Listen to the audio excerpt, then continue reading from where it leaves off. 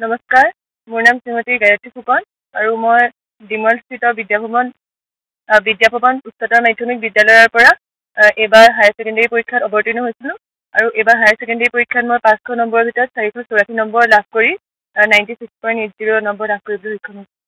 এই ক্ষেত্ৰত মোক প্ৰথমতে মোৰ মা দেউতা আৰু মোৰ ভণ্টি দুজনী আছে, তেওঁলোকে আৰু লগতে মোৰ মামা এনাইহঁত তেওঁলোকেও সহায় কৰিছিলে আৰু আটাইতকৈ বেছিকৈ অৱদান আগবঢ়াইছিলে আমাৰ বিদ্যালয়ৰ শিক্ষাগুৰুসকল।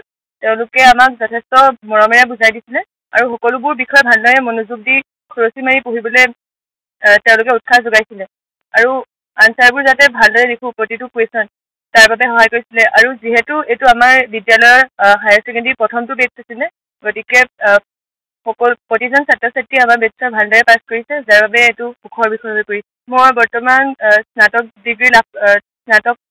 স্নাতকৰ বাবে অধ্যয়ন কৰিম। হিষ্ট্ৰী অনাৰ্ছ লৈ শিৱসাগৰতে পঢ়িম, শিৱসাগৰ গাৰ্লছ কলেজ, আৰু ভৱিষ্যতে চিভিল ছাৰ্ভিচেছৰ পৰীক্ষা দিবলৈ মন আছে।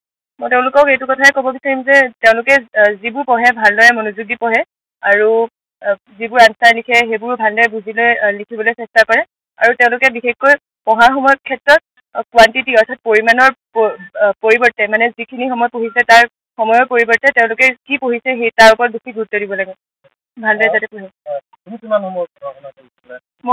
মই দৈনিক 4-5 ঘণ্টা পঢ়িবলৈ চেষ্টা কৰিছিলোঁ আৰু কেতিয়াবা সময় বৃদ্ধিও পাইছিলে আৰু কেতিয়াবা তাৰ কমো হৈছিলে তাতকৈ।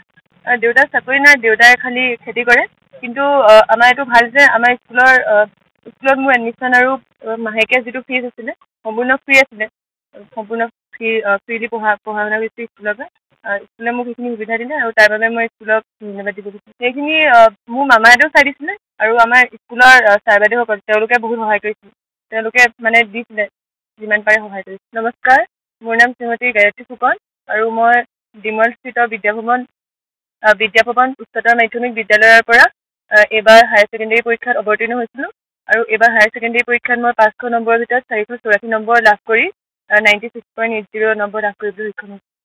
এই ক্ষেত্ৰত মোক প্ৰথমতে মোৰ মা দেউতা আৰু মোৰ ভণ্টি দুজনী আছে, তেওঁলোকে আৰু লগতে মোৰ মামা এনাইহঁত তেওঁলোকেও সহায় কৰিছিলে আৰু আটাইতকৈ বেছিকৈ অৱদান আগবঢ়াইছিলে আমাৰ বিদ্যালয়ৰ শিক্ষাগুৰুসকল। তেওঁলোকে আমাক যথেষ্ট মৰমেৰে বুজাই দিছিলে আৰু সকলোবোৰ বিষয় ভালদৰে মনোযোগ দি খৰচি মাৰি পঢ়িবলৈ তেওঁলোকে উৎসাহ যোগাইছিলে আৰু আনচাৰবোৰ যাতে ভালদৰে লিখোঁ প্ৰতিটো কুৱেশ্যন তাৰ বাবে সহায় কৰিছিলে আৰু যিহেতু এইটো আমাৰ বিদ্যালয়ৰ হায়াৰ ছেকেণ্ডেৰী প্ৰথমটো বেটছ আছিলে, গতিকে প্ৰতিজন ছাত্ৰ ছাত্ৰীয়ে আমাৰ বেটছৰ ভালদৰে পাছ কৰিছে, যাৰ বাবে এইটো সুখৰ বিষয় হৈ পৰিছে। মই বৰ্তমান স্নাতকৰ বাবে অধ্যয়ন কৰিম, হিষ্ট্ৰী অনাৰ্ছ লৈ শিৱসাগৰতে পঢ়িম, শিৱসাগৰ গাৰ্লছ কলেজ, আৰু ভৱিষ্যতে চিভিল ছাৰ্ভিচেছৰ পৰীক্ষা দিবলৈ মন আছে। মই তেওঁলোকক এইটো কথাই ক'ব বিচাৰিম যে তেওঁলোকে যিবোৰ পঢ়ে ভালদৰে মনোযোগ দি পঢ়ে আৰু যিবোৰ আনচাৰ লিখে সেইবোৰ ভালদৰে বুজিলৈ লিখিবলৈ চেষ্টা কৰে আৰু তেওঁলোকে বিশেষকৈ পঢ়াৰ সময়ৰ ক্ষেত্ৰত কোৱান্টিটি অৰ্থাৎ পৰিমাণৰ পৰিৱৰ্তে মানে যিখিনি সময় পঢ়িছে তাৰ সময়ৰ পৰিৱৰ্তে তেওঁলোকে কি পঢ়িছে সেই তাৰ ওপৰত বেছি গুৰুত্ব দিব লাগে, ভালদৰে যাতে পঢ়ে।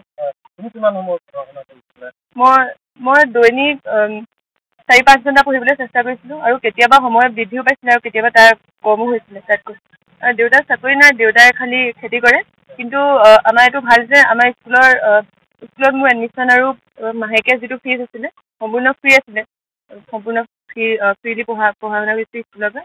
স্কুলে মোক সেইখিনি সুবিধা দিলে আৰু তাৰ বাবে মই স্কুলক ধন্যবাদ দিব বিচাৰোঁ। সেইখিনি মোৰ মামাহঁতেও চাই দিছিলে আৰু আমাৰ স্কুলৰ ছাৰ বাইদেউসকল তেওঁলোকে বহুত সহায় কৰিছিল, তেওঁলোকে মানে দিছিলে যিমান পাৰে সহায় কৰিছিল। যিকোনো খবৰৰ বাবে যোগাযোগ কৰক 7099017330 লগতে 7099017110 নম্বৰত।